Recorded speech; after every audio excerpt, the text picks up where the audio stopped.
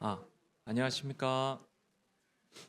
다 함께 찬송하시겠습니다. 찬송가 219장 다 함께 찬송하시겠습니다.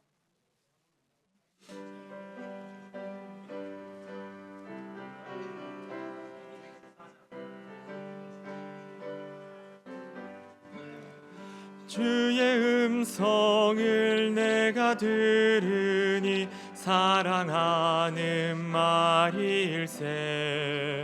믿는 마음으로 주께 가오니 나를 영접하소서.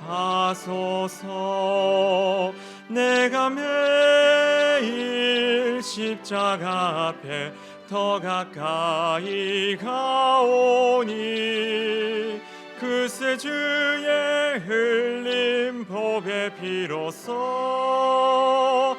나를 정케 하소서. 주여 넓으신 은혜 베푸사 나를 받아주시고 나의 품은 뜻 주의 뜻같이 되게 하여 주소서. 내가 매일 십자가 앞에 더 가까이 가오니 그새 주의 흘린 보배 피로써 나를 정케 하소서. 주의 보좌로 나아갈 때에 어찌 아니 기쁠까.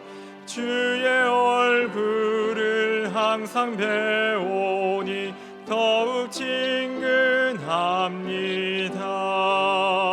내가 매일 십자가 앞에 더 가까이 가오니 그새 주의 흘린 보배 피로써 나를 정케 하소서.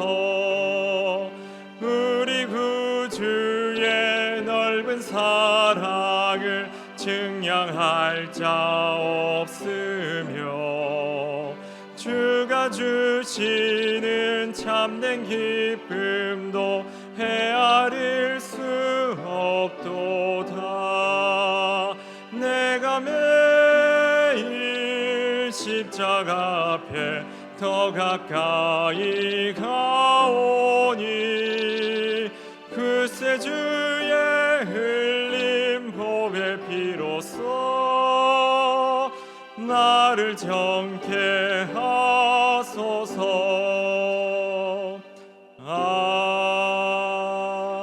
아멘.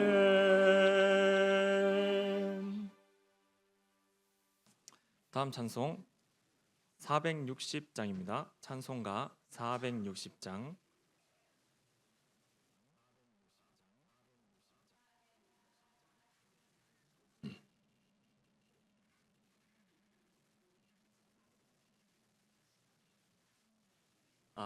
죄송합니다. 459장입니다.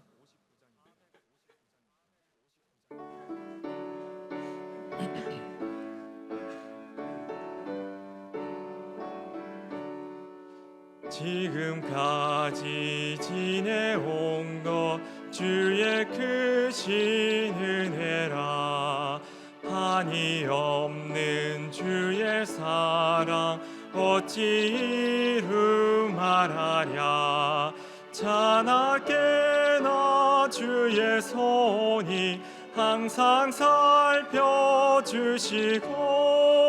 모든 일을 주 안에서 형통하게 하시네. 몸도 맘도 연약하나 새 힘 받아 살았네. 물 붓듯이 부으시는 주의 은혜 족하다. 사랑 없는 거리에 나 험한 산길 헤맬 때 주의 손을 굳게 굳게 잡고 찬송하며 가리나. 주님 다시 배올 날이 날로 날로 다가와 무거운 짐 주께 맡겨 벗을 날도 멀잖네.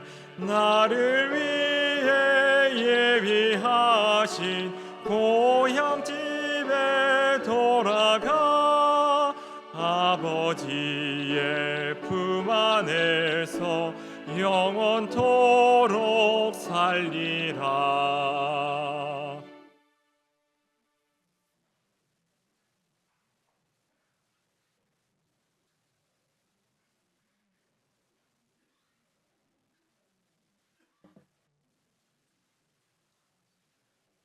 예, 암송 시간입니다. 슬로건 한번 외치고 시작하도록 하겠습니다. 모든 일을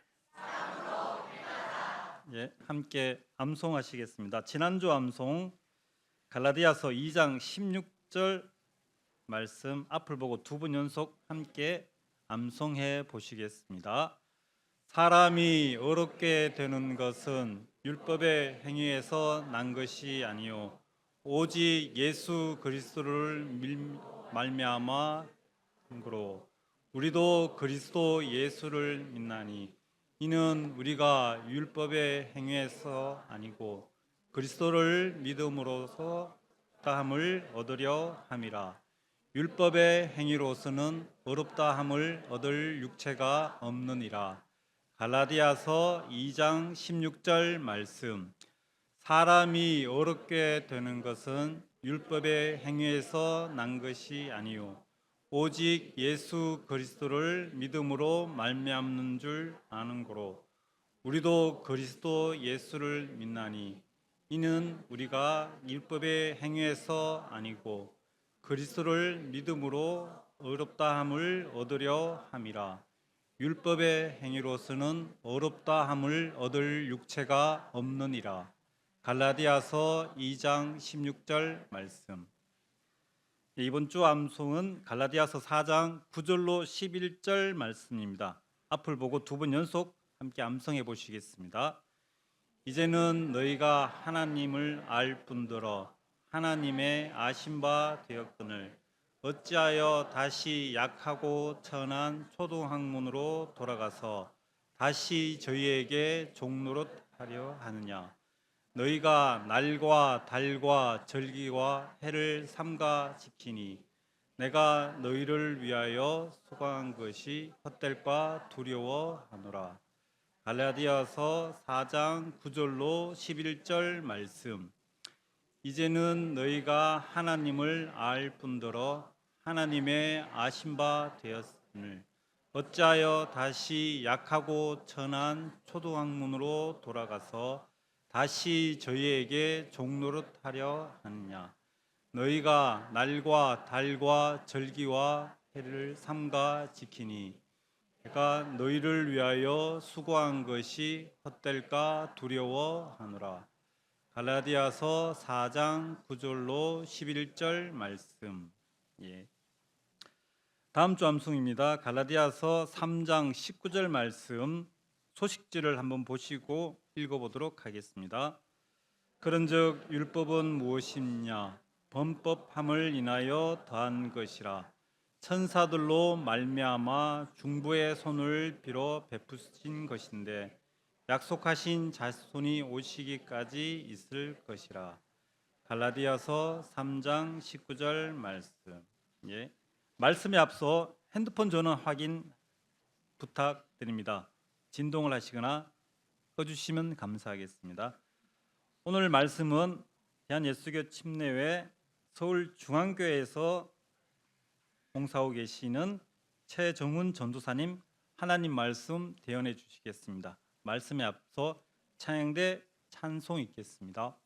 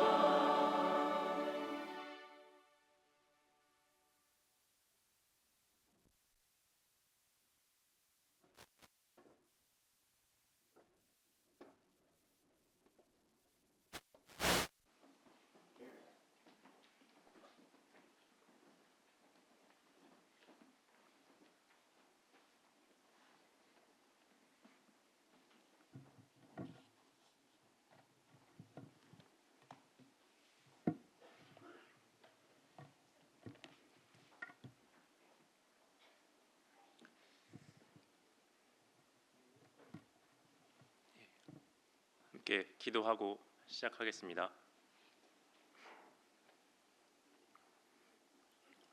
죄인이었던 우리를 구원해 주시고 하나님의 귀한 사랑의 은혜 가운데 살아갈 수 있도록 도와주신 하나님 감사합니다.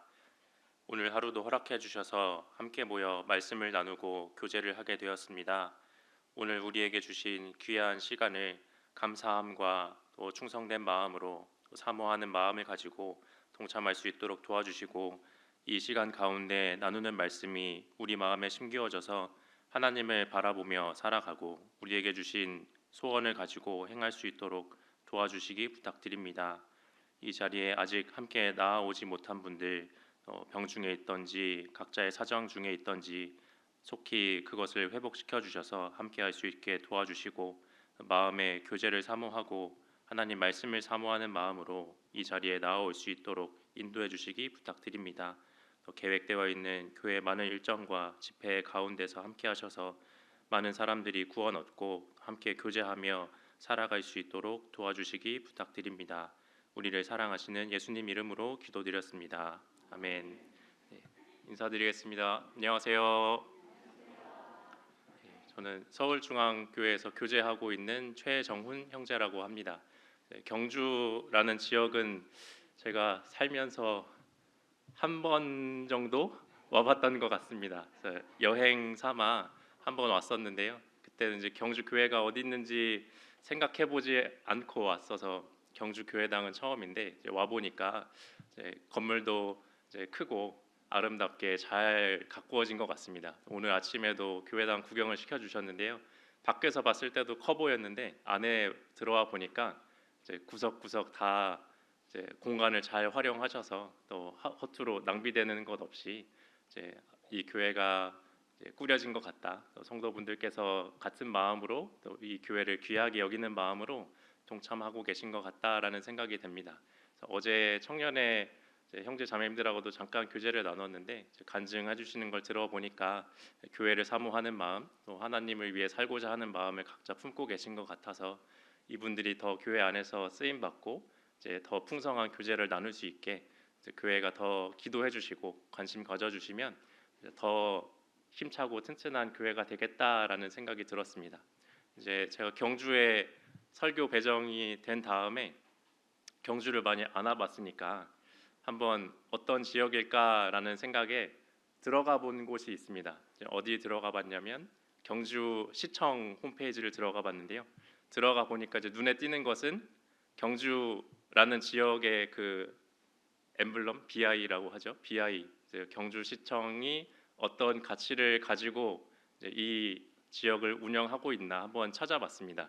그 로고를 보니까 금관이 그려져 있더라고요. 그 의미가 뭘까 찾아봤더니 슬로건이 골든 시티 경주였습니다.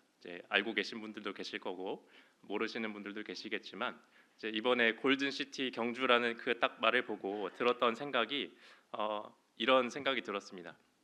그 슬로건에 담겨 있는 의미가 황금 유물을 소유한 또 역사적인 문화적인 가치를 가진 경주라고 표현했더라고요.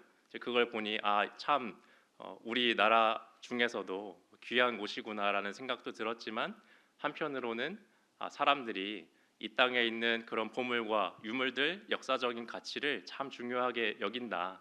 물론 이 지역을 이끌어가기 위한 수단이지만 그것들이 사람들 마음에 담겨 있겠구나라는 생각이 들었습니다.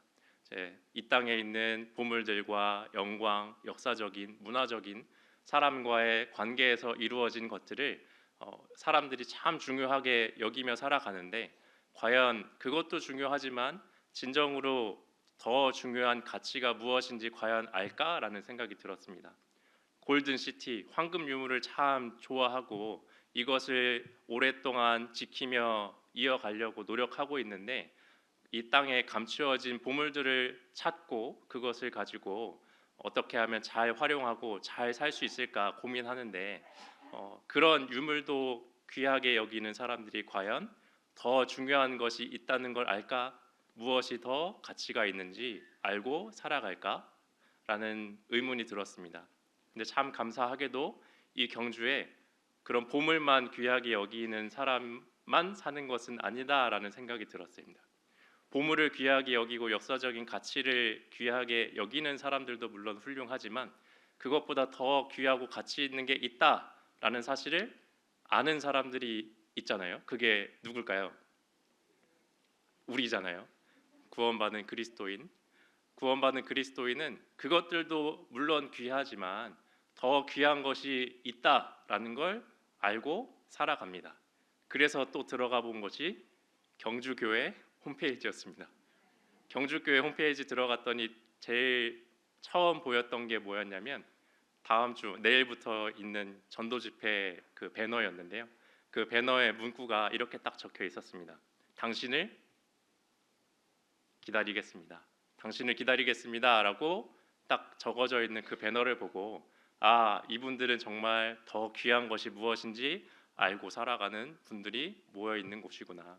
구원받은 성도, 그리스도인 그리고 그분들이 모여 있는 교회는 이 세상에 있는 것들 중에 가장 가치 있는 게 무엇이고 그것을 위해서 어떻게 살아가야 할까 고민하고 노력하는 분들이구나라는 생각이 들었습니다.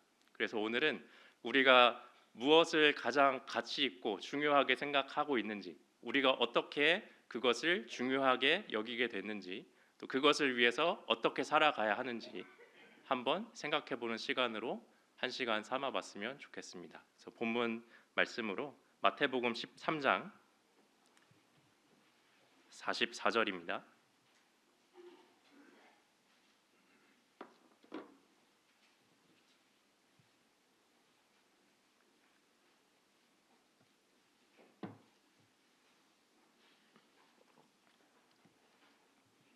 마태복음 13장 44절입니다.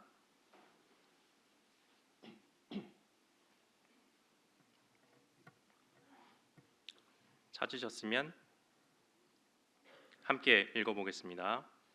천국은 마치 밭에 감추인 보화와 같으니 사람이 이를 발견한 후 숨겨두고 기뻐하여 돌아가서 자기의 소유를 다 팔아 그 밭을 샀느니라. 천국은 마치 밭에 감추인 보화를 발견한 것과 같다라고 하셨는데 그 밭에 감추인 보화를 발견하게 되면 어떻게 하겠느냐, 어떻게 할까 이것을 예수님께서 설명해 주셨잖아요. 이 말씀이 기록되었던 시대, 또 예수님이 살고 계셨던 시대, 또 그 더 전에 있던 시대들은 외세의 침략, 다른 나라의 침략을 자주 당하던 때였고 또 자기가 가지고 있는 귀한 재물과 보물들을 보관할 만한, 맡겨둘 만한 은행과 같은 기관들이 없었잖아요. 그래서 그것을 지키기 위해서는 밭에, 땅 속에 깊이 숨겨두는 게 아마 가장 안전한, 확실한 방법이었을 것 같습니다. 그래서 이 말씀을 하고 있는데 간혹 그 밭에 숨겨져 있는 보물을 발견하는 일도 종종 있었다고 합니다. 근데 아무리 운이 좋다고 하더라도 땅 속에 깊이 숨겨져 있는 보물을 발견하는 것은 쉽지는 않잖아요. 그것에 땅 속에 감추어져 있던 보물을 발견한 것은 너무나 큰 행운이고 정말 귀한 것을 발견한 일일 겁니다. 그래서 예수님께서 말씀하신 것은 만약에 그렇게 땅 속에 감추어져 있는 보물을 발견했다면 그 사람은 과연 어떤 행동을 할까라고 이야기하셨는데 그것을 발견한 사람이 어떻게 하느냐, 돌아가서 그 보물을 찾고 나서 바로 꺼내고 가져가는 것이 아니라 다시 그 땅 속에 묻어두고 돌아가서 자기의 온 소유를 팔아서 그 밭을 사고자 할 것이다 라고 이야기하셨습니다. 어떤 사람이 정말 귀한 가치가 있는 보물을 발견했다면 자기가 가지고 있는 것 중에 그 보물과 비교할 만한 것이 없다면, 그것이 가장 귀한 가치가 있다는 것을 알게 됐다면 그것을 얻기 위해서 어떤 수고와 노력도 한다라는 말씀이잖아요. 이 말씀의 의미가 무엇일까? 그 밭에 감추어져 있는 보화란 가치, 보화란 과연 무엇일까? 그것을 우리가 깨달았습니다. 그것을 다시 한번 정리해 보도록 하겠습니다. 이 밭이라는 것이 무엇일까라고 한다면 앞에 38절을 보겠습니다. 밭은 세상이요라고 했습니다. 천국은 마치 밭에 감추인 보화와 같으니 밭은 세상이고 이 밭에 감추어져 있는 보화를 발견하고 이 보화를 얻기 위해 수고하고 노력한 일이 있는데 그것으로 인해서 천국으로 향하게 되었다. 또 천국으로 향하게 된 사람들이 또 다시 숨겨져 있는 귀한 가치를 발견하기 위해서 자기의 수고와 노력을 하는 것이 천국에 들어가는 사람, 천국의 모습이다라고 하셨습니다. 이 밭은 세상을 의미하고 밭에 감추어져 있는 것은 이 밭을 보고 계신 하나님이 발견하신 보물을 말씀하는 거잖아요. 하나님께서 세상이라는 밭을 보고 계시는데 하나님이 보실 때 세상이라는 밭에 귀한 보물이 숨겨져 있었습니다. 그게 하나님의 영혼을 닮은 사람, 우리, 나였잖아요. 내가 이 세상에 살아가고 있는 것을 보시고 나를 너무나 소중하고 귀한 보물로 여기셨다는 말씀입니다. 그래서 나를 발견하신 하나님께서 이 세상에 숨겨져 있는, 이 세상에서 살아가고 있는, 썩어져가는 세상에 살고 있는 귀한 보물, 숨겨져 있는 나를 얻기 위해서 온 소유를 바치셨다라는 말입니다. 이 말씀을 듣고 나서 그것을 깨달은 사람은 이런 마음을 품게 됩니다. 여호와여, 사람이 무엇이간데 저를 알아주시며 인생이 무엇이간데 저를 생각하시나이까. 사람이 과연 무엇이길래 나를 그토록 귀하게 여기실까? 나라는 사람이 과연 누구길래 하나님이 나를 생각하실까? 이런 마음을 품잖아요. 구원받은 사람은 감사함으로 인해서 그런 생각을 품게 됩니다. 내가 과연 누구였길래, 내가 과연 무엇이길래 하나님이 나를 이토록 사랑하실까? 그런데 이것을 모르는 사람들은 이런 생각을 합니다. 사람은 무엇일까? 과연 가치가 무엇일까? 답을 얻지 못하잖아요. 사람이 귀한 존재라는 것, 하나님이 사람을 가장 귀한 존재로 여긴다는 것을 모르는 사람들은 자기 가치를 어디서 찾아야 할지 답을 모르고 살아갑니다.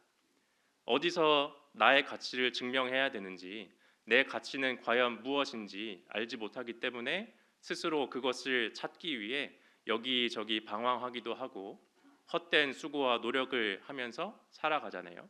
우리도 구원받기 전에 그런 모습으로 살아왔을 겁니다. 구원받기 전에는 내가 소중한 존재라는 것, 가치 있는 존재라는 것을 얻기 위해서, 확인하기 위해서, 증명하기 위해서 여러 가지 수단과 방법을 가지고 살아왔을 겁니다. 하나님이 보실 때 사람들이 자기 가치를 모르고 살아가는데 자기 가치도 모르고 하나님이 계신 것도 모르고 무엇이 올바른 것인지 모르는 사람들을 위해서 하나님이 먼저 이 땅에 오셨습니다. 밭에 감추어져 있는 보화들이 자기 가치를 모르기 때문에, 자기가 얼마나 귀한 존재인지 모르기 때문에 하나님이 그 사람들을 알지도 못하고 있는, 하나님을 알지도 못하고 찾지도 못하는 사람들을 위해서 이 보물을 소유하기 위해, 얻기 위해서 자기 온 소유를 팔아서 밭을 사셨습니다. 왜 밭을 사셨을까? 보물만 얻으면 될 텐데, 찾은 보물만 가져가면 될 텐데 왜 온 밭을 사셨을까? 그 땅 속에 감추어져 있던 보화를 발견했다고 해서 그것을 가져갈 순 없기 때문이잖아요.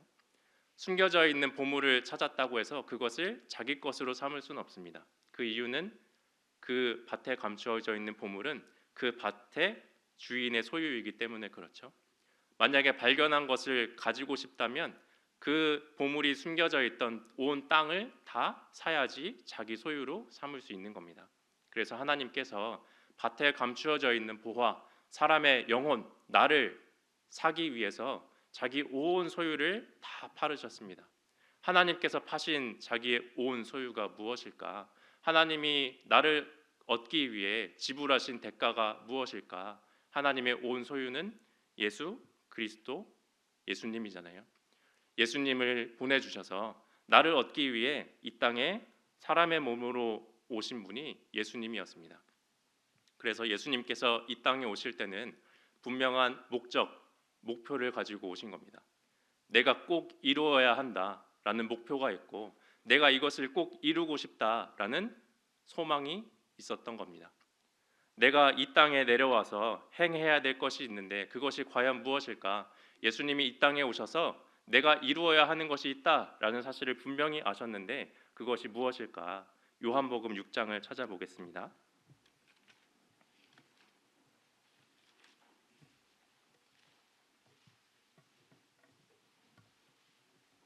요한복음 6장 36절부터 38절까지입니다.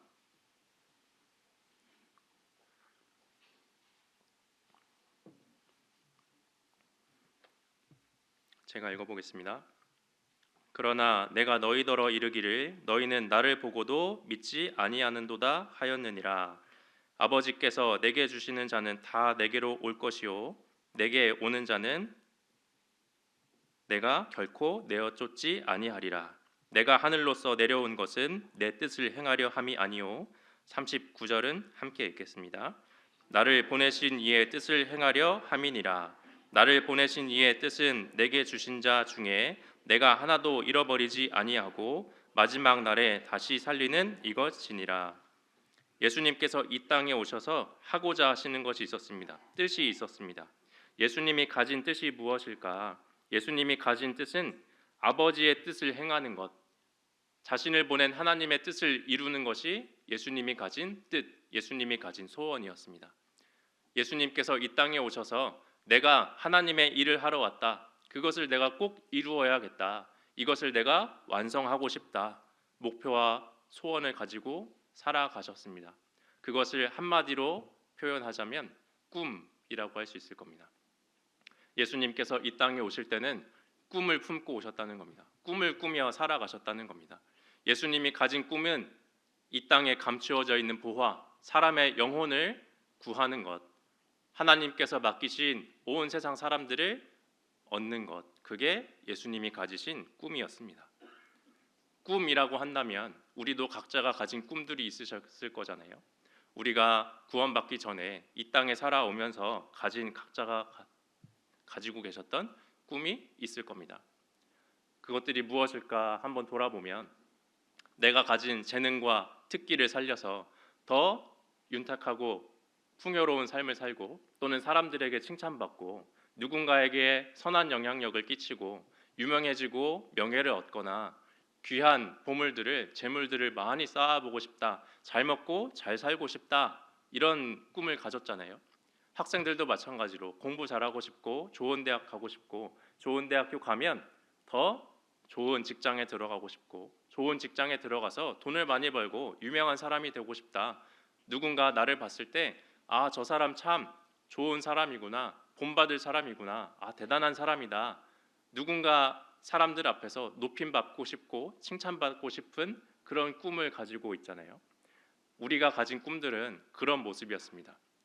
내가 가진 꿈은 사람들이 보기에 칭찬받고 부러움을 살만하고 희망적인 감정을 불러일으키는 참 밝고 아름다운 것이 내 꿈이었잖아요. 나는 그런 아름답고 빛나는 것을 향한 꿈을, 소원을 가졌었는데 예수님이 가지신 꿈은 무엇일까요? 예수님이 가진 꿈은 죽는 겁니다.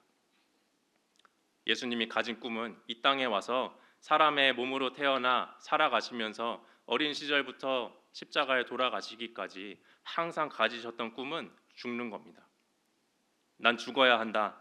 온몸에 피를 쏟고 내가 확실히 죽어야 한다. 이게 예수님의 꿈이었잖아요. 예수님의 소원은 죽는 겁니다.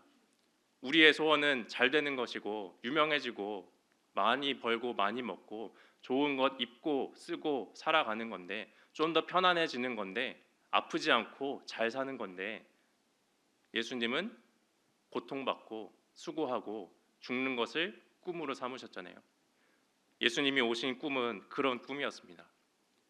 예수님이 그런 꿈을 가지고 오셨기 때문에 우리는 이 말씀을 듣고 공감할 수 있는 겁니다. 미쁘다 모든 사람이 받을 만한 이 말이여 그리스도 예수께서 죄인을 구원하시려고 세상에 임하셨다 하였도다. 예수님이 그런 꿈을 가지셨기 때문에 우리가 이 말씀을 듣고 공감할 수 있고 믿을 수 있는 거잖아요. 예수님이 나를 구원하기 위해 죽으러 오셨다. 이 꿈을 가지고 오셨구나라는 것을 알았을 때 우리는 그 말씀을 듣고 감사합니다. 고맙습니다. 미쁘다. 믿을만하다라고 여기게 된 겁니다. 예수님이 그런 꿈을 가지고 오셔서 이 죽음으로써 구원을 완성해 주셨습니다. 예수님이 십자가에 달려서 돌아가시고 피를 쏟고 우리의 죄를 다 용서하신 후에 그것을 믿기만 하면 구원 얻도록 구원받는 길, 천국 가는 길을 완성해 놓으셨습니다. 이미 완성된 이 사실을 이제 듣게 된 우리는 듣고 믿기만 하면 구원받는 거니까 너무나 쉬운 길이잖아요. 너무나 쉽고 너무나 편한 방법으로 구원받게 됐습니다. 너무나 감사한 것이지만, 너무나 쉬운 답이지만, 우리가 보기엔 쉽더라도 예수님이 이것을 이루기에는 큰 수고와 고통, 갈등이 있었다는 걸 한 번쯤은 기억해야 됩니다. 너무나 쉬운 것이지만 예수님이 하시기에는, 예수님이 이 일을 이루기까지는 수고와 고통이 따랐다는 것을 우리가 기억하지 않는다면 내가 얻은 구원을 얼만큼 가치 있고 소중하게 생각할까? 예수님이 나를 위해 하신 것이 무엇인지 우리가 기억하지 않는다면 그것에 대한 감사, 그것에 대한 동참하는 마음들, 그것에 감동받는 마음들이 줄어들게 될 겁니다. 우리가 구원받은 후에는 늘 예수님의 수고와 희생을 돌아보며 생각하며 살아가는 게 합당할 겁니다. 그래서 예수님께서 이 복음을 완성하기 위해 어떤 수고와 갈등을 겪으셨을까? 요한복음 찾으셨으니까요. 요한복음보다 앞으로 넘어가겠습니다. 마태복음 6장입니다.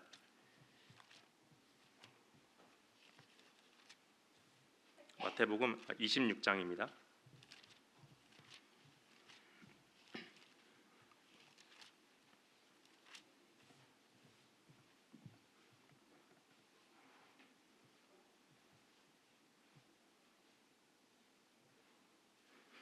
마태복음 26장 38절 39절입니다.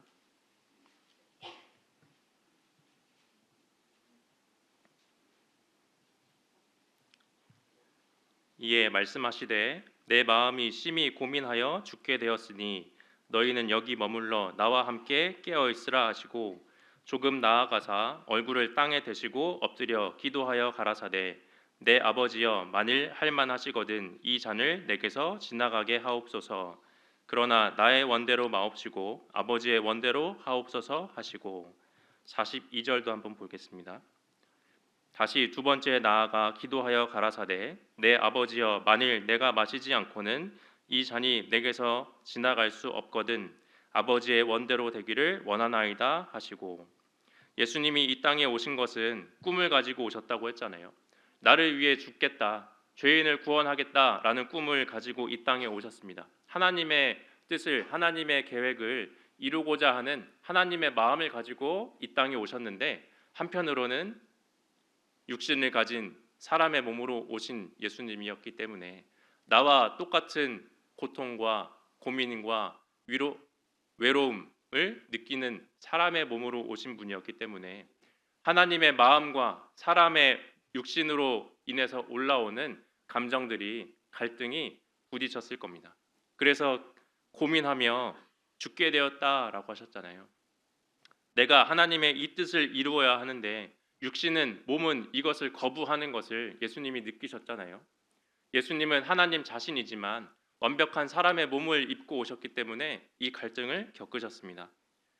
수고와 고통과 십자가에 올라갔을 때 겪게 되는 것이 얼마나 힘들고 아픈지 아셨지만 결국에는 자신의 육신의 소원보다는 하나님의 마음, 하나님의 뜻을 이루기로 결심하셨잖아요. 어떻게 그렇게 결심하셨을까? 어떻게 이 고통을 참고서 십자가에 올라가셨을까? 예수님이 가지고 오신 그 꿈을 왜 이루셨을까? 왜 그런 꿈을 끝까지 붙잡고 살아가셨을까? 예수님이 십자가에 올라가기까지 자기가 이 땅에 오신 이유를 꿈으로 삼고 그것을 이루고자 끝까지 행하신 이유는 한 가지밖에 없습니다. 그 이유는 딱 한 가지. 나를 사랑하기 때문입니다. 나를 사랑하셨기 때문에 그 십자가의 고통을 참아내면서까지 끝까지 그곳에 올라가신 겁니다. 예수께서 신 포도주를 받으신 후 가라사대 다 이루었다 하시고 그것을 다 이루기 위해 수고와 고통과 갈등을 겪으신 예수님의 마음에는 나를 향한 사랑밖에 없었습니다. 하나님의 사랑이 우리에게 이렇게 나타난 바 되었으니 하나님이 자기의 독생자를 세상에 보내심은 저로 말미암아 우리를 살리려 하심이니라. 나를 살리고자 하는 단 한 가지 이유, 나를 사랑한다는 단 한 가지 이유가 예수님이 이 땅에 와서 십자가에 올라가게 만들었다는 거잖아요. 예수님이 죄인을 위해서 그 고통을 당해내신 이유는 사람을 사랑하시기 때문에, 우리를 사랑하시기 때문에, 특히 이 자리에 있는 나를 사랑하시기 때문이었습니다. 사랑의 힘이 그토록 크고 위대하다는 거잖아요. 사랑을 가졌기 때문에, 예수님께서 나를 사랑하셨기 때문에 나 대신 찔려 주시고, 나 대신 채찍 맞아 주시고, 나 대신 십자가에 달려 주신 겁니다. 사랑을 가졌다면 사랑은 그런 큰 수고를 당해내게 만듭니다. 사랑이 있을 때 사랑이 가진 가장 큰 힘이 발휘되잖아요. 사랑이 가진 가장 큰 힘은 그 사랑의 대상을 위해 어떤 수고와 고통이 따라오더라도 내가 이것을 당해내겠다라는 마음을 가지게 만듭니다. 그리고 그 마음을 직접 행동으로 실천하도록 만들어 갑니다. 이 자리에 앉아 계신 형제 자매님들께서도 대부분 부모님의 입장이잖아요. 또는 부모님을 두셨잖아요. 부모님의 모습을 보면 어떤 모습일까? 우리 부모님 또는 나의 모습을 돌아보면 내가 사랑하는 자녀를 위해서 수고하고 희생하는 것을 마다하지 않는 모습이 사랑하는 사람의 모습이잖아요. 사랑하는 대상이 있을 때, 내가 사랑하는 자녀가 있을 때 부모도 아프고 힘들지만 나도 사람이라 피곤하고, 나도 사람인지라 아픈데, 나도 사람인지라 지치고 외로운데, 나는 이렇지만 내 사랑하는 자녀가 앞에 있는 것을 보면 피곤하지만 한 번 더 일어나고, 아프지만 그 자리를 박차고 일어나게 만드는 게 사랑의 힘이잖아요. 나도 아침에 조금은 더 누워 있고 싶고, 우리도 힘들고 지쳐 있지만 사랑하는 자녀가 앞에 있다면 그것을 이겨내는 힘이 사랑에서 나오지 않습니까? 사랑한다면 수고하게 만듭니다. 사랑한다면 아픈 것을 감당하게 만듭니다. 이 부모님의 사랑을 받은 사람, 자녀가 부모님의 사랑을 받고 느끼며 성장하면 조금씩 그 부모의 사랑을 깨달아 갑니다. 아직은 모르지만, 특히 사춘기 시절에는 부모의 마음을 전혀 몰라주잖아요. 부모가 나를 왜 이렇게 걱정하는지, 왜 잔소리를 하시는지, 왜 나에게 이런 말을 하는지 모릅니다. 그런데 시간이 지나면 결국에 알게 되는 날이 오잖아요.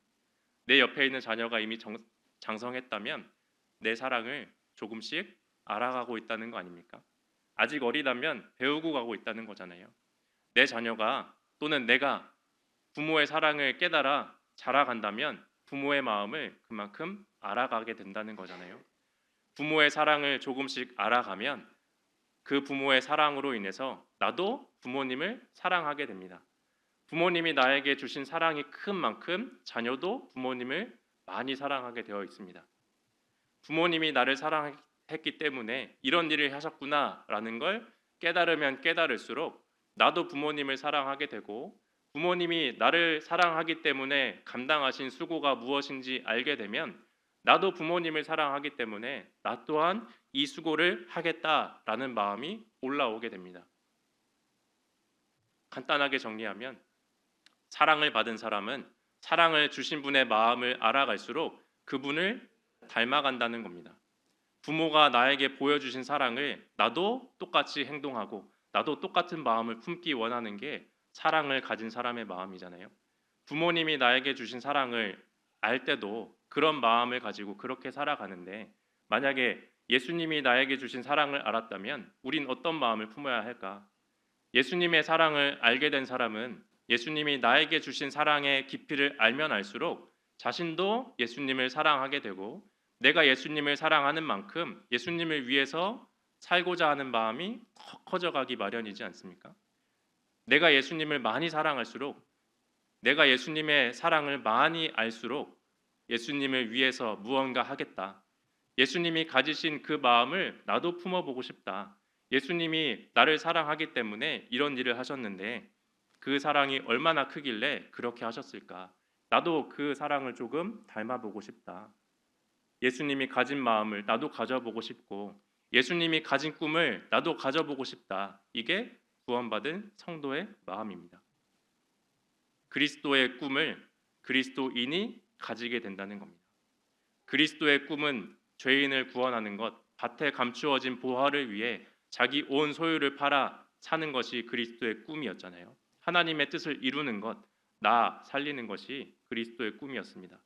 생명을 구원하는 것, 그 예수님의 마음을 깨달은 사람은 이제 예수님의 마음을 닮아가게 되고 예수님이 가지신 꿈을 나도 품게 됩니다. 그 꿈을 하나님이 우리 마음에 심어주세요. 빌립보서 2장 찾아보겠습니다.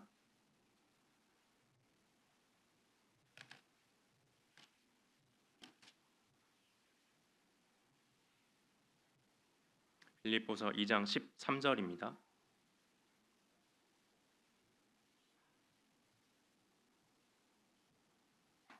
강당이 조금 더운 것 같지 않으신가요? 저만 덥습니까? 긴장해서 그런지. 네. 빌립보서 2장 13절 함께 읽어보겠습니다. 너희 안에서 행하시는 이는 하나님이시니 자기의 기쁘신 뜻을 위하여 너희로 소원을 두고 행하게 하시나니. 하나님께서 성도에게 특히 그리스도를 사랑하는 사람에게 소원을 심어 주십니다. 소원, 꿈을 심어 주신다는 말씀이잖아요. 그리스도를 사랑하는 사람, 자신도 그리스도와 같은 길을 가고 싶어 하는 사람에게 하나님이 소원, 꿈을 심어 주십니다. 그 꿈은 하나님이 주시는 꿈은 내가 육신적으로 이루고자 하는 꿈은 아닐 겁니다. 내 육신의 소욕에 따라 올라오는 꿈은 아니겠죠. 잘 되는 것, 잘 먹는 것, 이 땅에서 잘 되고 싶은 것, 사람들에게 칭송받고 싶은 이런 것은 내 육신에서 올라오는 꿈일 겁니다. 하나님이 주시는 꿈은 아니겠죠. 그럼 하나님이 주시는 꿈은 무엇일까? 하나님께서 이루기 원하시는 것을 예수님께 주신 것처럼 우리에게 주시는 꿈도 마찬가지로 하나님이 원하시는 것일 겁니다. 하나님이 원하시는 것을 우리에게 소원으로, 꿈으로 심어 주실 거예요. 그러면 이제 남은 시간은 하나님이 성도에게 주시는 꿈은 무엇일까? 그 꿈이 우리 삶 가운데 어떻게 이루어져 갈까라는 것을 정리해 보겠습니다. 하나님이 성도에게 주신 꿈은 어떤 것이며 그것이 어떻게 삶 가운데 이루어져 가는지 한 사람을 살펴보면서 정리해 보겠습니다. 창세기 37장입니다.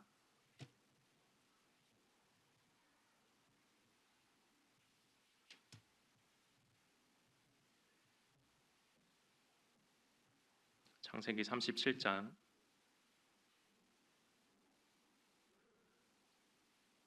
5절부터 11절까지입니다.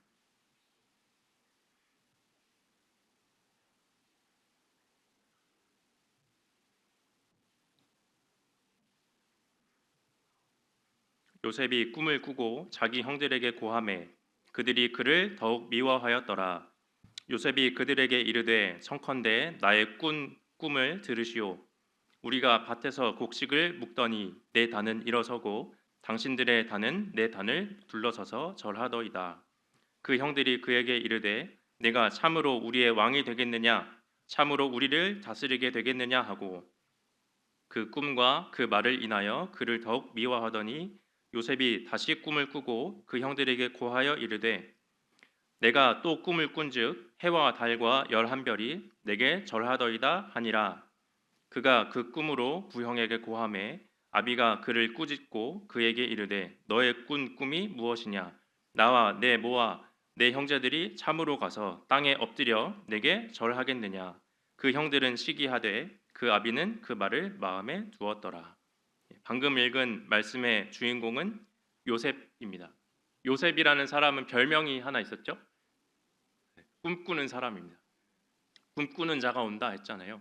꿈꾸는 사람 요셉입니다. 근데 하나님께서 요셉에게 꿈을 심어 주셨는데 그 꿈이 어떤 내용인지 방금 읽은 말씀에 나와 있습니다. 밭에 갔는데 형들이 묶은 곡식의 단은 나에게 절하더라. 또 한 가지 꿈을 꾸었는데 내가 있는데 해와 달과 열한 별이 저에게 절을 하는 것을 보았습니다. 라고 자기의 꿈을 이야기했어요. 하나님께서 요셉에게 가지신 계획을 꿈을 통해서 보여주셨잖아요. 처음에는 그것이 무엇인지 몰랐을 겁니다. 단순히 무엇인가 내가 높은 자리에 올라가겠구나 또는 내가 뭔가 잘 되겠구나 이런 두루뭉술한 정도의 내용을 가졌겠죠.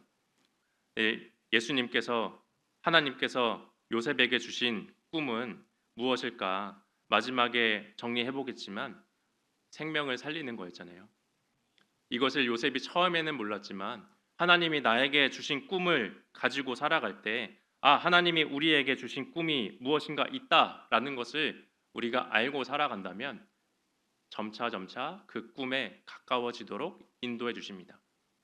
하나님께서 요셉에게 사람을 살리는 생명을 구하는 꿈을 주신 것처럼 우리에게도 생명을 구하는 생명을 건지는 소원, 꿈을 심어 주셨습니다. 예수님께서 말씀하신 것처럼 너희는 가서 모든 족속으로 제자를 삼아라고 하셨죠. 또 너희는 온 천하에 다니며 만민에게 복음을 전파하라 하셨습니다. 하나님이 우리에게 주신 꿈은 그거 딱 한 가지일 겁니다. 생명을 구원하거라. 모든 족속으로 제자를 삼아 아버지와 아들의 이름으로 세례를 주거라. 모든 사람이 구원받게 하는 것, 예수님이 이 땅에 오신 목적도 생명을 구원하는 것이었던 것처럼 구원받은 성도에게 주시는 꿈도 마찬가지로 사람을 살리고 건지는 겁니다. 그리스도의 꿈이 나의 꿈이 되어야 된다. 그리스도가 가지신 꿈은 생명을 살리고 나를 구원하는 것이었잖아요. 내가 그것을 통해 구원받았기 때문에 이제 주님을 사랑하고 나도 주의 마음을 품고 그가 가진 꿈을 나도 꾸겠습니다 라고 하는 사람에게 주시는 꿈이 있다면 생명을 살리는 것입니다. 우리에게 이렇게 주신 꿈을 이제 붙들고 살아가야 되지 않을까요? 구원받기 전에 내가 가졌던 꿈이 아무리 높고 뛰어나고 휘황찬란했다고 하더라도 구원받은 후에는 그것들은 이제 내어버려야 될 겁니다. 구원받은 후에는 진정한 가치가 무엇인지 알게 되었잖아요. 서두에 말씀드린 대로 세상 사람들은 이 땅에 있는 것들로 가치를 삼고 그것을 얻기 위해 소망하며 살아갑니다. 근데 구원받고 무엇이 가장 가치 있는지 발견하게 된 사람은 이제 그 전에 있던 건 가치가 없다는 걸 알게 되었으니까 과감하게 버려야 되지 않겠습니까? 내가 그 전에 가지고 있던 건 허황된 것이었구나, 헛된 것이구나, 이것은 이제 쓸모없구나 버려야 되지 않을까요? 더 가치가 있는 게 무엇인지 알았다면 그걸 위해 살아가야 되지 않겠습니까? 내가 가진 것이 정말 가치 있구나, 내가 가져야 하는 진정한 꿈이 무엇인지 알게 된 사람은 이제 그것을 이루기 위해 살아가야 될 겁니다. 내가 가진 꿈은 사람을 살리는 거구나. 하나님의 뜻을 이루는 것이 내가 가져야 하는 꿈이구나. 그것을 위해 나에게 소원을 심어 주셨구나. 그걸 깨닫게 된 사람은 이런 모습으로 살아가야 될 겁니다. 한 장 넘기셔서 39장입니다.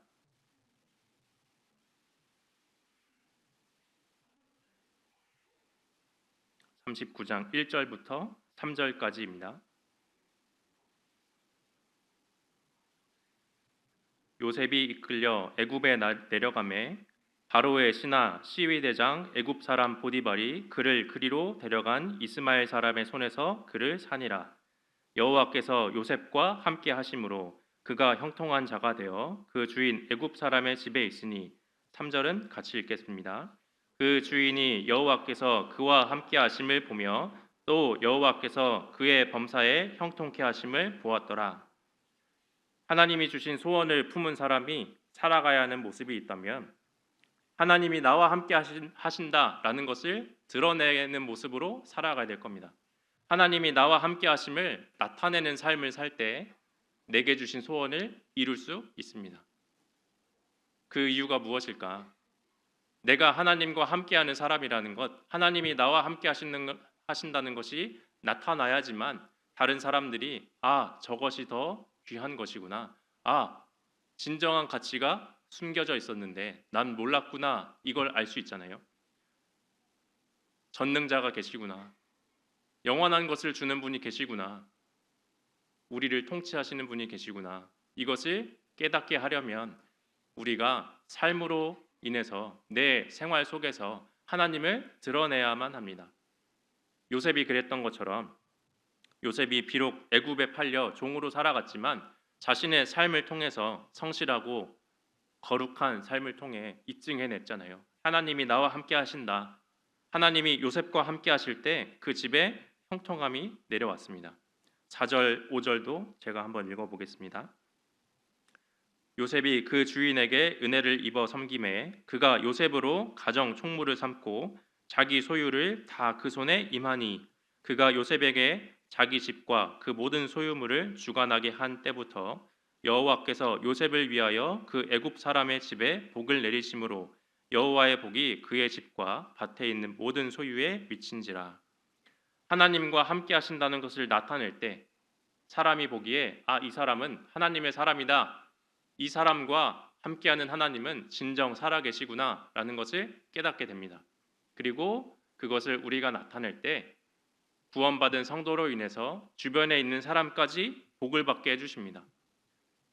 이 말을 우리 삶 가운데 적용하자면 내가 지금 일하고 있는 직장, 다니고 있는 학교에서 내가 하나님의 사람이라는 것, 내 뒤에 하나님이 계시다는 것을 나타내야 된다는 거잖아요. 내가 그것을 나타낼 때 사람들이 보기에 저 사람 뒤에 누군가 있구나. 그것은 하나님이구나. 그 하나님이 계심으로 인해서 하나님과 함께하는 이 사람이 내 곁에 있음으로 인해서 내가 복을 누리는구나 라는 것을 알게 해야 되지 않겠습니까? 요셉이 그랬던 것처럼 우리가 누군가에게 하나님이 내 뒤에 계셔서 나뿐만 아니라 내 주변에 있는 사람까지 복을 얻게 하셨다라는 것을 드러내야 우리가 그런 삶을 살아야 전도할 수 있지 않겠습니까? 구원 얻게 생명을 건질 수 있지 않을까요? 그것을 보는 사람이 하나님을 알게 될 겁니다. 나로 인해 하나님을 알아가게 하는 게 그리스도의 꿈을 가진 사람의 모습입니다. 내가 사람들에게 복음을 전하고 그 생명을 살리는 방법, 꿈을 이루는 방법은 하나님이 나와 함께 하신다는 것을 드러내는 방법밖에 없을 겁니다. 그것을 드러내기 위해서는 한 가지 요구되는 것이 있습니다. 거룩한 삶, 깨끗한 삶, 구별된 삶이 요구가 되잖아요. 그 뒤에 9절 보겠습니다. 이 집에는 나보다 큰 이가 없으며 주인이 아무것도 내게 금하지 아니하였어도 금한 것은 당신뿐이니 당신은 자기 아내임이라. 그런즉 내가 어찌 이 큰 악을 행하여 하나님께 득죄하리이까. 보디발이 이 요셉을 보고 온 집안의 가정 총무 삼아서 높은 자리에 올려놨습니다. 근데 이 사람을 보고 있던 한 사람이 요셉을 유혹했는데 보디발의 아내였잖아요. 이 아내가 날마다 요셉을 괴롭게 했습니다. 요셉을 괴롭게 하고 죄를 짓게 유혹했는데 끝끝내 요셉은 그 유혹을 뿌리치고 이겨냈잖아요. 그 유혹을 이길 수 있었던 마음은 그런즉 내가 어찌 이 큰 악을 행하여 하나님께 득죄하리이까. 하나님이 나와 함께 하시는데 하나님이 나를 보고 계시는데 내가 어떻게 이 일을 행할 수 있겠습니까? 늘 하나님 앞에 살아가는 사람만이 거룩한 삶, 구별된 삶을 살아갈 수 있잖아요. 내 곁에 하나님이 계시다, 하나님이 내 배후에 계시다라는 것을 안다면 우리가 구별되고 거룩한 모습을 가지고 살아가야 될 겁니다. 그 구별되고 거룩함 속에서 성실함과 아름다운 모습들이 나타나고 그로 인해 또 주변 사람들이 복을 받게 되지 않을까요? 이게 구원받은 성도의 모습일 겁니다. 꿈을 이루어가는 사람의 중간 과정일 겁니다. 근데 이렇게 꿈을 이루기 위해서 하나님이 주신 소원을 따라 살아가는 삶에는 어려움과 아픔이 따라오기 마련입니다. 요셉이 그랬던 것처럼 미움받고 팔려가고 또 갑자기 단어가 생각이 안 났습니다. 누명을 쓰고 억울한 상황에 처해서 감옥에 갔잖아요.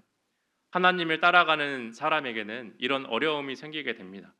근데 그 어려움조차 감당하게 만드는 것이 꿈을 가진 사람, 사랑을 가진 사람의 모습이잖아요. 그런 모습으로 살아간 사람이 요셉이었습니다. 그리고 또 한 사람이 있다면 사도 바울입니다. 바울도 자기가 가진 소원이 있었기 때문에 내가 받은 사랑이 있었기 때문에 이 모든 수고와 고통을 안고 이것을 감당하며 살아갔습니다. 빌립보서 한번 찾아볼까요? 빌립보서 1장입니다.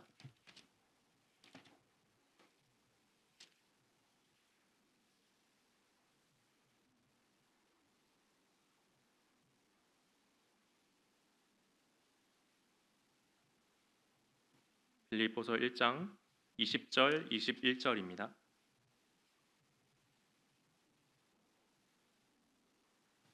함께 읽겠습니다. 나의 간절한 기대와 소망을 따라 아무 일에든지 부끄럽지 아니하고 오직 전과 같이 이제도 온전히 담대하여 살든지 죽든지 내 몸에서 그리스도가 존귀되게 하려 하나니 이는 내게 사는 것이 그리스도니 죽는 것도 유익함이니라. 내가 받은 사랑이 얼마나 큰지 깨달은 사람이 바울이었기 때문에 이 사랑으로 인해서 살든지 죽든지 내 몸에서 그리스도가 발견되게 존귀되게 하겠다라는 마음을 품었습니다. 내가 지금 살아있는 것도 하나님이 허락하신 거고 만일 죽더라도 그것은 하나님이 허락하신 것이다. 나 자신에게는 지금 죽어서 하나님 앞에 가는 것이, 지금 죽어서 천국 가는 것이 나에게는 유익하지만 만약 하나님이 나에게 하루 더 살게 하셨다면 그것 또한 하나님이 허락하시고 유익한 것이라고 여기셨기 때문에 주신 것이다 라고 생각했던 사람이 바울 사도였습니다. 그래서 하루하루 살아가는 중에 내 삶 가운데 그리스도가 더 밝게 빛나기 원했던 마음을 품고 살아갔습니다. 내게 주신 하나님의 은혜를 얼마나 크게 여기느냐에 따라 하루하루의 삶이 달라질 겁니다. 내가 가진 사랑이, 나를 향한 꿈을 품으신 그분의 마음이 얼마나 넓은지 알면 알수록 내 하루의 삶이 달라질 겁니다. 그것을 깨닫고 그 사랑에 이끌려 살아가는 게 그리스도의 삶이잖아요. 신앙생활이라고 합니다. 너희 몸은 너희가 하나님께로부터 받은 바 너희 가운데 계신 성령의 전인 줄 알지 못하느냐. 너희 몸으로 하나님께 영광 돌리라고 하셨잖아요. 내가 지금 살고 있는 것이 하나님께 받은 것이고 이것을 내게 주시기 위해 이루신 희생이 얼마나 큰지 깨달았다면 이제 그 희생의 값으로 나에게 주신 그 사랑에 대한 보답으로 살아가는 게 내 남은 삶, 내 남은 생활일 겁니다. 예수님이 밭에 감추어져 있던 보화와 같은 나를 살리기 위해 자기 온 몸을 쏟으셨다는 걸 알았다면 그것으로 인해 나도 내 몸을 하나님께 드려야 되지 않겠습니까? 우리가 그 사랑을 알았을 때 그리스도의 꿈을 나도 또한 품었을 때 그 모습을 닮아가기 원할 겁니다. 그 모습을 닮은 사람이 어떤 모습으로 살아갈까? 아까 처음에 찾았던 마태복음 13장 한번 보겠습니다. 마태복음 13장 45절 46절입니다.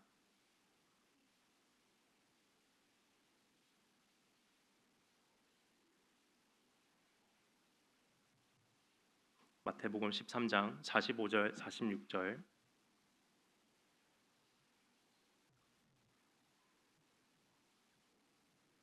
또 천국은 마치 좋은 진주를 구하는 장사와 같으니 극히 값진 진주 하나를 만남에 가서 자기의 소유를 다 팔아 그 진주를 샀느니라.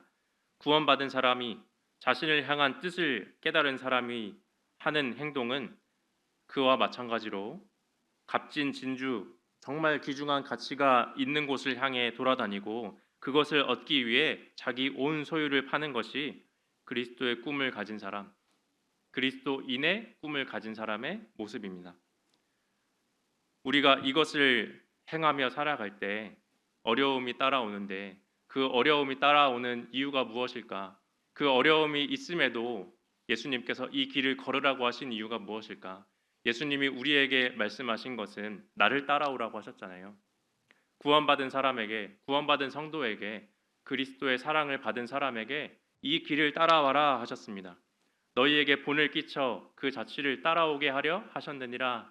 예수님이 구원받은 성도들에게 자신의 자취, 가신 길을 따라오라고 하셨습니다.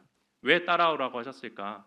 예수님이 나를 사랑하시기 때문에 어려움을 당하시고 고난을 다 당하셨는데 사랑하는 사람이라면 사랑하는 사람이 어려움 당하지 않게 해야 되는 것 아닙니까? 사랑한다면 어려운 거 피하게 만들고 어려운 일 있다면 내가 대신 해주고 싶지 않나요? 근데 예수님은 왜 나에게 이 어려운 길을 따라오라고 하셨을까? 내가 지금 가는 이 길이 너무 어렵지 않습니까? 너무 힘들고 아프지 않습니까? 근데 왜 이 길을 굳이 가라고 하셨을까? 예수님이 자신의 자취를 따라오라고 하셨는데 그 이유가 무엇일까 생각해 보면 좋겠습니다. 제가 이제 돌아오는 주부터 집회가 있어서 자료를 이것저것 막 찾아봤습니다. 이제 1일차, 2일차 때 창조에 대해서 하나님의 능력에 대해서 알아보는 시간이잖아요. 그래서 그것들을 잘 설명할 수 있는 방법이 무엇일까 하다가 동물들을 영상을 봤습니다. 근데 동물들에 대한 영상을 찾아보다가 한 가지 교훈 받은 게 있어서 나눠볼까 합니다. 동물들이 가진 특징이 무엇일까 찾아보다 보니 고양이과 동물들의 특징이라는 영상을 하나 봤는데요. 고양이과 동물들은 다른 동물과 다르게 특이한 걸음걸이를 걸어간다고 합니다. 다리가 4개잖아요. 보통 일반적인 다른 동물들은 그 자기가 가진 다리로 자유분방하게 어디든지 가기 위해서 걸어가는데 이 고양이과 동물들, 고양이, 호랑이, 사자 이런 동물들은 걸음걸이가 유별나다고 합니다. 어떻게 걸어가냐면 앞발이 밟은 그 자리를 뒤에 발이 똑같이 와서 밟는다는 겁니다. 발자국을 똑같이 남긴다는 거죠. 내가 밟은 이 자리를 뒤에 발이 따라와서 똑같이 밟는다는 겁니다. 이걸 보고 그리스도의 마음을 따라가는 사람, 구원받은 성도의 모습이 이런 모습이겠다라는 생각이 듭니다. 앞서 가신 예수님의 자리를 그대로 따라가는 게 구원받은 성도의 모습입니다. 예수님이 가신 길을 따라오너라 했을 때 그걸 따라가는 게 구원받은 성도의 모습입니다. 근데 이 동물들이, 고양이들이 왜 그런 걸음걸이를 가졌느냐 설명을 해주었는데요. 그 설명을 듣고 나니 참 감동이 됐습니다. 왜 앞에 발이 밟은 자리를 뒤에 발이 따라와서 똑같이 밟느냐. 앞에 발이 이미 밟은 자리는 여기가 가장 안전하다, 여기가 안전한 길이다 라는 것이 확인됐기 때문에 뒤에 발이 와서 밟는다는 거예요. 예수님이 내 자취를 따라오거라 하신 이유가 있다면 내가 간 길이 가장 안전하다, 내가 가고 있는 길이, 내가 이미 지나간 길이 이미 안전하고 확실하다는 것이 입증되었다, 그러니 이 자리를 따라오너라 하신 겁니다. 예수님이 우리에게 본을 끼쳐 그 자취를 따라오게 하셨다라는 말씀은 내가 간 길이 가장 안전하며 가장 확실하며 이것이 입증된 자리이기 때문에 이곳으로 오라고 하신 겁니다. 그 길을 따라가는 사람이 가장 안전한 삶을 살아가는 사람이고 예수님의 자리를 따라가는 사람이 가장 확실한 길을 걸어가는 사람이고 예수님이 가신 길을 살아가는 사람이 가장 훌륭한 인생, 아름다운 인생, 성공한 인생을 살아가는 사람입니다. 내가 과연 지금 그 길을 가고 있을까요? 내가 완전한 삶, 입증된 삶, 완벽한 삶, 승리하는 삶을 살고 싶다면, 성공한 삶을 살고 싶다면 어느 길을 가야 할지 잘 판단해 봐야 됩니다. 이미 입증된 자리를 따라갈 것이냐, 이미 확인된 자리를 따라갈 것이냐, 예수님이 그곳으로 오라고 하셨는데 내가 그 길을 잘 밟아 따라가고 있는지 한번 우리가 나의 모습을 돌아봐야 되지 않겠습니까? 예수님이 이 자리가 안전하다, 이것이 완벽하다, 그것을 입증하셨잖아요. 예수님이 입증해내신 안전, 확실, 승리의 삶은 무엇이었을까? 자신의 온 몸을 들여 사람의 영혼을 구원하신 것, 내가 간 길로 인해 생명 얻는 것, 천국 가게 만들어놨다. 정말 입증되고 확실한 사실이잖아요. 이 길을 걸어야만 생명을 살릴 수 있다. 이 길을 걸었을 때, 이 길을 따라올 때 사람이 구원 얻는다. 이걸 입증해 내셨잖아요. 예수님께서 이것을 완성하셨기 때문에 이렇게 말씀하실 수 있는 겁니다. 수고하고 무거운 짐진 자들아 내게로 오라. 내가 너희를 쉬게 하리라. 예수님이 사람들에게 무거운 짐진 사람들아 내게로 와라. 그리하면 너희 마음이 쉼을 얻으리니 하실 수 있는 이유가 무엇일까? 자기가 걸어가신 그 길 끝에 도달하면 마음의 쉼을 얻고 천국 간다. 이것을 이미 완성하셨기 때문이잖아요. 나의 멍에를 메고 내게 배우라. 내 멍에를 메고 내게 배우라. 예수님의 말씀을 듣고 믿어라 라는 말씀인데 예수님의 말씀을 듣고 믿기만 하면 구원 얻으니 이 길을 따라와라. 내 멍에를 메라 하셨잖아요. 그것을 우리가 듣고 따라갔을 때 구원받게 됐습니다.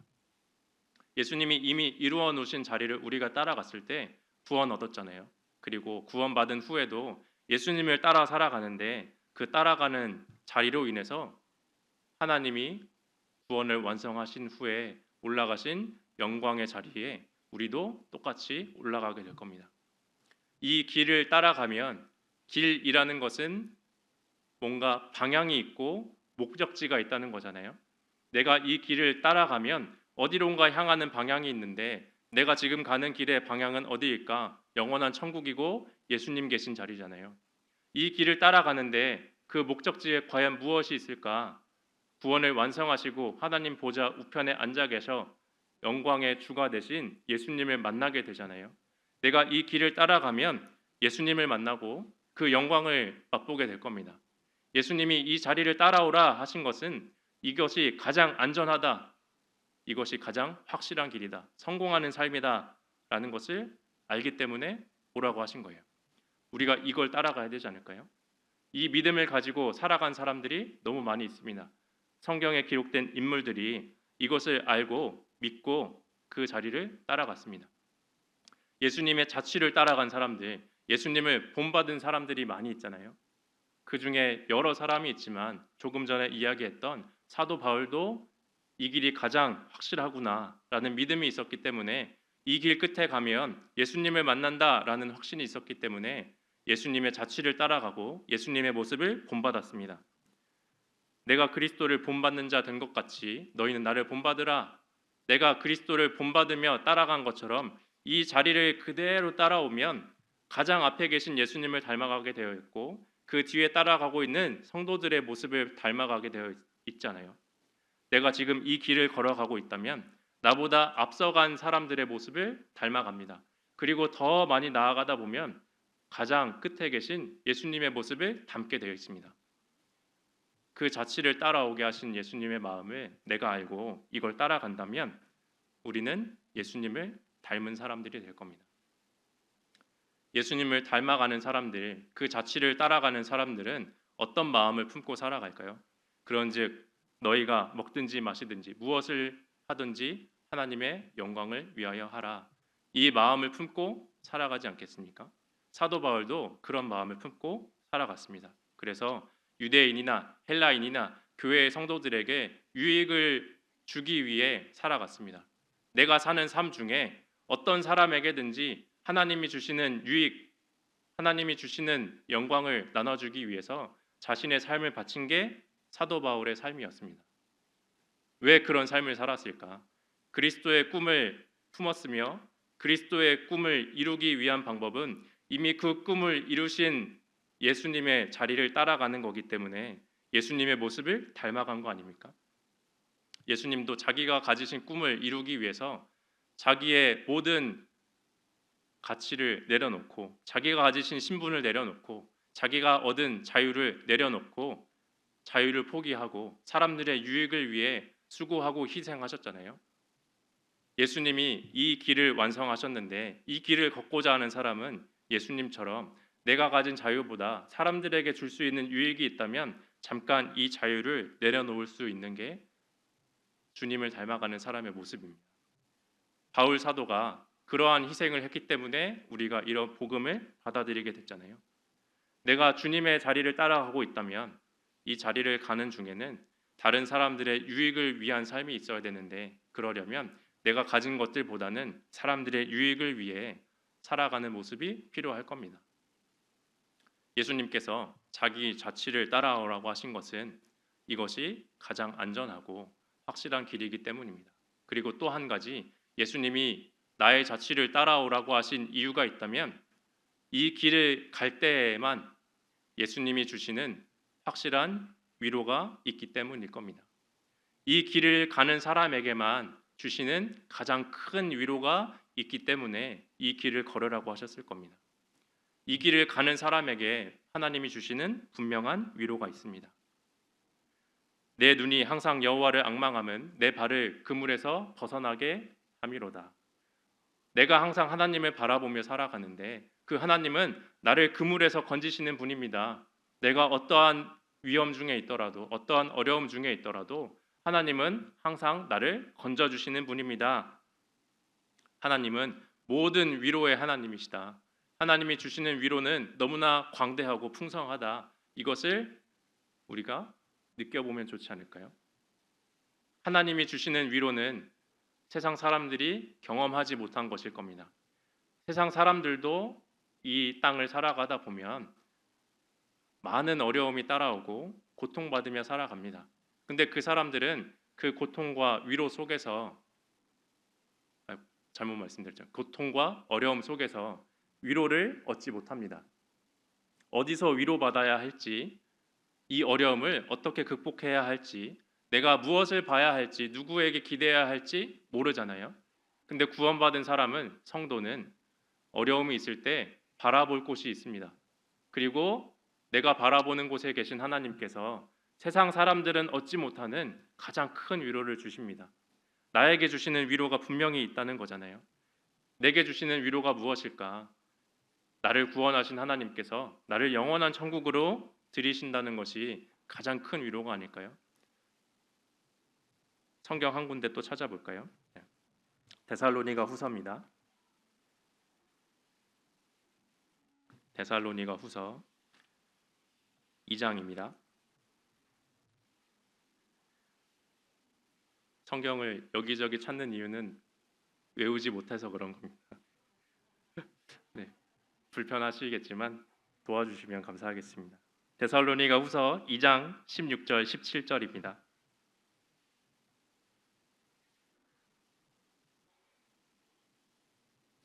데살로니가 후서 2장 16절 17절 함께 읽어보겠습니다.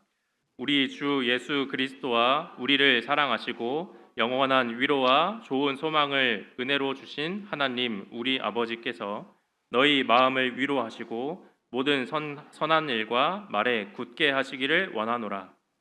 그리스도의 자취를 따라가는 사람, 그리스도의 꿈을 품으며 살아가는 사람에게는 하나님께서 영원한 위로를 주시고 좋은 소망을 주신다고 하셨습니다. 영원한 위로, 내가 이 땅에서 당한 고난과 슬픈 눈물들을 천국에서 씻겨준다고 하셨잖아요. 모든 눈물과 슬픔을 다 씻어주신다고 약속하셨습니다. 이게 영원한 위로가 아니면 뭐겠습니까? 내가 받은 고난이 아무리 크더라도 아무리 큰 슬픔을 당했더라도 하나님을 만나면 이 길 끝에 가면 영원한 위로를 얻는다. 이것만큼 큰 위로가 어디 있을까? 그런데 위로만 주시는 것이 아니라 좋은 소망도 준다고 하셨습니다. 하나님이 나에게 주신 좋은 소망은 내가 이 땅에서 주를 위해 살아간 그 모습을 보고 상으로 갚아주신다. 이게 우리에게 있는 가장 크고 좋은 소망 아닐까요? 내가 이 길을 가면 하나님이 나를 위로하시고 천국에서 맞아주시며 영원한 상을 주신다. 이것을 우리가 안다면 얼마나 좋겠습니까? 그것을 안다면 이 길을 잘 갈 수 있지 않을까요? 그리스도가 가진 그 마음을 우리도 품고 살아갈 수 있지 않을까요? 그 길을 가다 보면 많은 어려움이 있겠지만 그 어려움을 당할 때 이런 마음을 품으라고 하셨습니다. 한 군데 또 찾아보겠습니다. 베드로전서 4장입니다.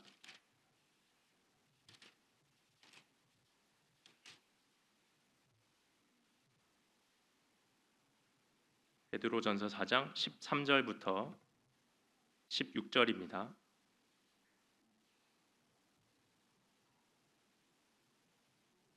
베드로전서 4장 13절부터 16절까지입니다.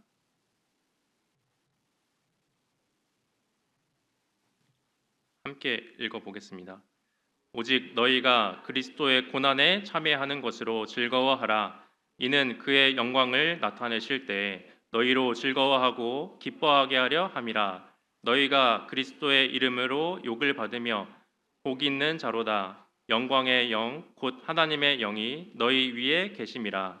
너희 중에 누구든지 살인이나 도적질이나 악행이나 남의 일을 간섭하는 자로 고난을 받지 말려니와 만일 그리스도인으로 고난을 받은즉 부끄러워 말고 도리어 그 이름으로 하나님께 영광을 돌리라. 주님의 자취를 따라가는 사람에게 고난이 따라오는데 그 고난을 당할 때 슬퍼하고 힘들어하지 말고 오히려 즐거워하라라고 하셨습니다. 예수님의 고난에 참여한 사람이 결국에 예수님이 얻으신 영광에 참여하게 되기 때문에 즐거워하라고 하신 거예요. 내가 지금 주님의 자취를 따라감으로 인해서 하나님이 나에게 주신 소원을 이루기 위해 살아감으로 인해서 어려움이 있다면 슬퍼하지 말고 즐거워하라, 기뻐하라라고 하셨습니다. 내가 지금 받는 이 어려움이 결국에 영원한 영광으로 가장 큰 상으로 나에게 다가올 것이다. 그것을 알고 즐거워하라고 하셨습니다. 내가 이 길을 가고 있다면 이것이 가장 안전하고 확실하며 아름답다, 완벽한 것이다. 이것을 우리가 마음 가운데 품고 살아가는 게 좋을 것 같습니다. 그래서 우리가 가는 이 신앙의 길, 그리스도의 자취를 따라가는 길을 우리가 찬양으로도 많이 부르잖아요. 우리가 걷는 이 길은 이라는 찬양을 우리가 많이 부르고 있습니다. 우리가 걷는 이 길은 보기에 좁고 험하며 잤느니 너무 낮게 잡았죠. 이 길을 우리가 가면 마지막에 어떻게 될까요? 이 길 끝에는 우리 주님이 계셔 우리를 그 품에 안아주시리. 이 길을 가는 사람에게 가장 큰 위로와 소망이 뭡니까? 이 길 끝에 있는 예수님이 나를 맞아주시고 안아주시는 거 아닌가요? 자취를 따라가면, 길을 따라가면 결국에 목적지가 있습니다. 그 목적지에 다다르면 그 길을 이미 걸어간 사람을 만나게 됩니다. 우리가 가는 이 길을 걷고 마지막까지 도달하면 이 길을 만드신 분, 이 길 끝에 계신 예수님을 만나게 되는데 우리는 그 예수님을 만날 소망을 가지고 살아가는 사람들입니다. 그 길을 나 혼자 걷는 게 아니고 함께 걷는 사람들이 있잖아요. 우리는 함께 이 길을 선택한 형제 자매요. 영원한 주의 나라의 백성이기에 서로 도우며 안아주며 함께 이 길을 갑시다. 힘들고 아프지만 돌아보면 이 자리를 예수님의 발자국을 똑같이 밟고 살아가는 사람이 있다 발견하게 되잖아요. 내가 가는 길이 좁고 험하고 많은 사람들이 찾지 않는 길이지만 결국에 돌아보면 많은 형제 자매가 나와 함께 하고 있습니다. 그분들을 내가 발견하면 힘 얻을 수 있지 않겠습니까? 내 옆에 있는 분도 이 길을 가는 사람이구나. 내 옆에 있는 분도 결국에 이 길 끝에 가면 예수님을 만나게 되는 사람이구나. 함께 손잡고 걸어가자. 오늘 시작할 때 불러주신 찬양도 그런 내용이잖아요. 나의 사랑하는 사람아, 내가 사랑하는 사람과 함께 이 길을 가는 게 얼마나 행복합니까? 사랑하는 사람과 길을 걸으면 너무나 즐겁고 행복하잖아요. 근데 걷는 것도 행복하지만 그 끝에 완벽한 곳이 있다면, 아름다운 곳이 있다면, 영원하게 쉴 수 있는 곳이 있다면 더 행복하지 않을까요? 내가 이 길을 가는 것이 주님의 자취를 따라가는 거고, 내가 이 자취를 따라가는 것이 그리스도의 꿈을 내가 실현하는 삶이 될 겁니다. 이 길을 걷는 사람에게 주겠다고 하신 것이 무엇인지 마지막 한 구절만 찾아보고 마치겠습니다. 요한계시록 14장입니다.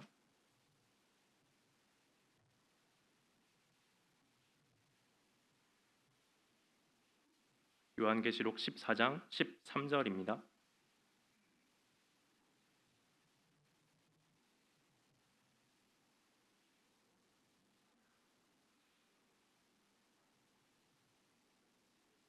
찾으셨으면 함께 읽겠습니다.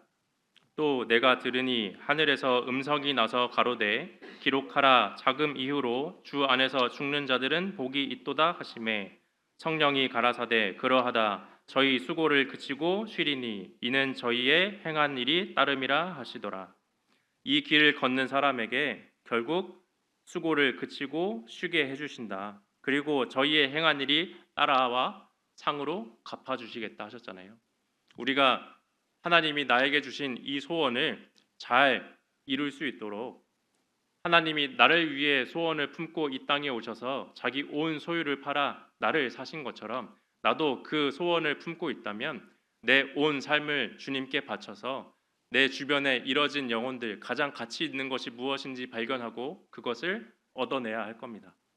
그 얻어내는 과정 중에 어떤 어려움과 고통이 있을지라도 결국에 그것이 가장 안전하고 완벽하고 영광받는 길이다라는 것을 잘 기억하시고 이 길을 함께 걸어가시면 좋을 것 같습니다. 같이 기도하고 마치겠습니다.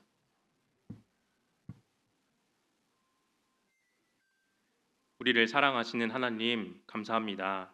우리를 향한 소원을 가지고 이 땅에 오신 예수님의 마음을 우리도 또한 품을 수 있도록 도와주시고, 우리가 가진 이 꿈을 이룰 수 있도록 우리의 삶을 주장하시고, 우리가 받는 어려움 중에 위로하시며 끝까지 갈 수 있도록 함께 주신 형제 자매와 손잡고 걸어갈 수 있도록 도와주시기 부탁드립니다. 내일부터 계획되어 있는 대전도 집회를 통해 많은 영혼들이 구원 얻고 그 이뤄진 영혼의 가치를 발견하는 시간 될 수 있게 도와주시고, 또 함께 이 길을 걸어가는 성도가 될 수 있도록 도와주시기 부탁드립니다. 우리를 사랑하시는 예수님 이름으로 기도드렸습니다. 아멘. 찬양하시겠습니다. 은혜 찬송 238장입니다.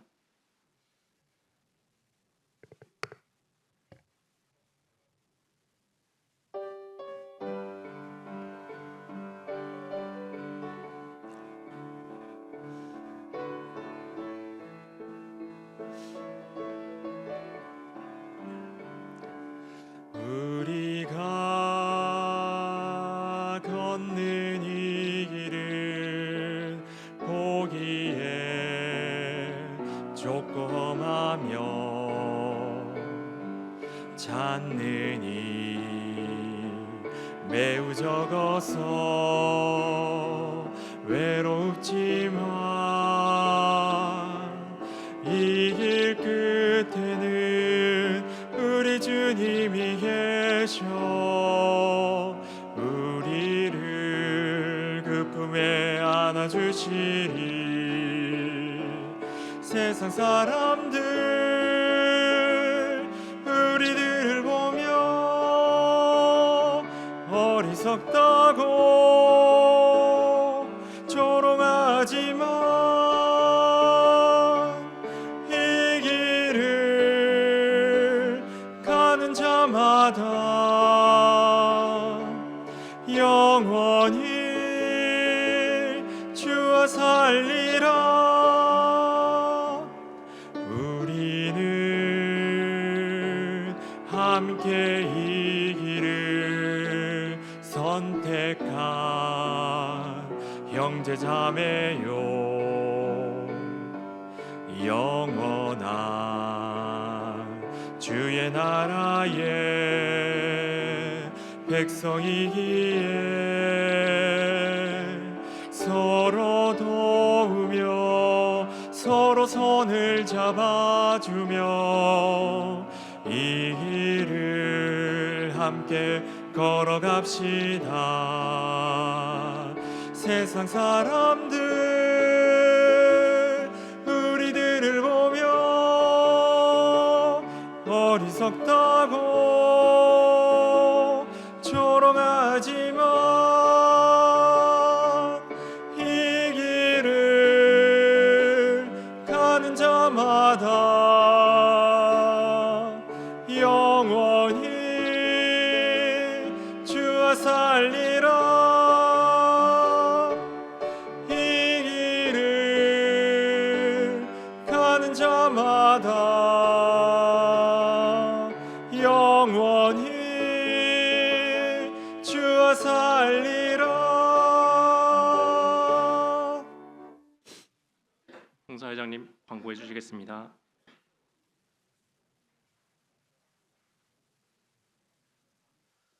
네, 안녕하십니까.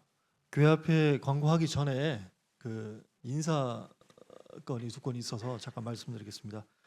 최근에 군 제대를 하신 그 손정훈 형제님과 그 학업 관련해서 그 전주교에서 교제하시다가 경주로 오신 우리 송수현 형제님 순차적으로 교회 앞에 인사를 하고 공지드리도록 하겠습니다. 예, 손정훈 형제 먼저 잠깐 나오시죠.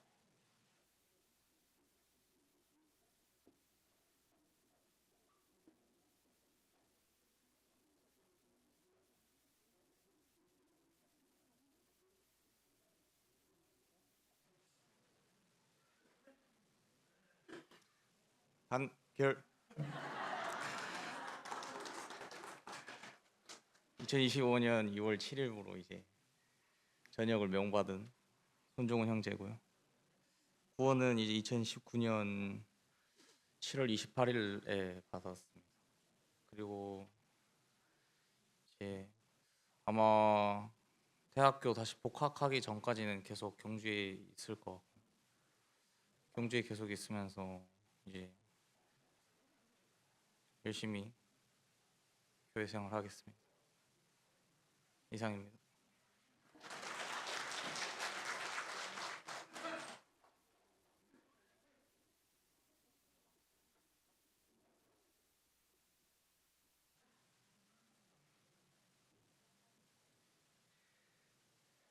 안녕하세요. 2008년 8월에 구원받은 송수현 형제입니다. 전주교회에서 교제하다가 대학원 진학으로 함께 교제하게 됐습니다. 신경주대학교 악기 제작학과 석사 과정으로 바이올린이나 첼로 같은 현악기를 제작하는 일을 배우고 있습니다. 이번 한 해 표대 말씀이 부지런하여 게으르지 말고 열심을 품고 주를 섬기라 로마서 12장 11절 말씀인데 학업과 신앙생활 모두 부지런히 해서 열심으로 섬기는 형제가 되도록 하겠습니다. 감사합니다.